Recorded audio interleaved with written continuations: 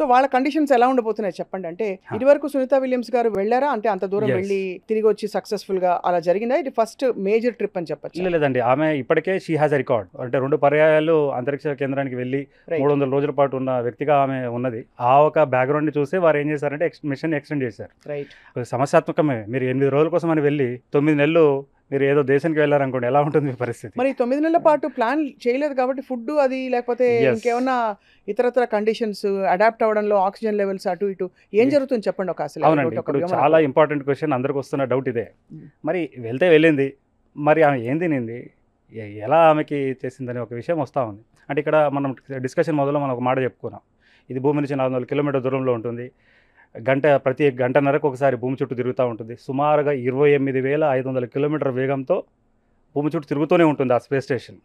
ఆ స్పేస్ స్టేషన్లో మీరు కనుక ఉంటే ప్రతిరోజు మీరు 13 సూర్యాస్తమాలు సూర్యోదయాలను చూస్తారు. ఓకే, సంవత్సరంలో సుమారుగా 6 నుంచి 8 సార్లు కార్గో మిషన్స్ వెళ్తాయి. అంటే రేషన్ని తీసుకెళ్తుంది అనమాట.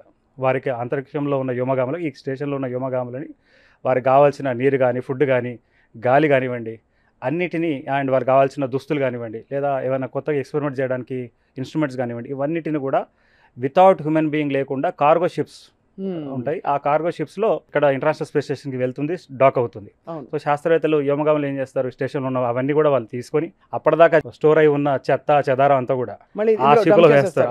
ఆ షిప్లో వేస్తారు. వేసిన తర్వాత అది భూమి వాతావరణంలోకి వచ్చి మండి బూడిదైపోతుంది.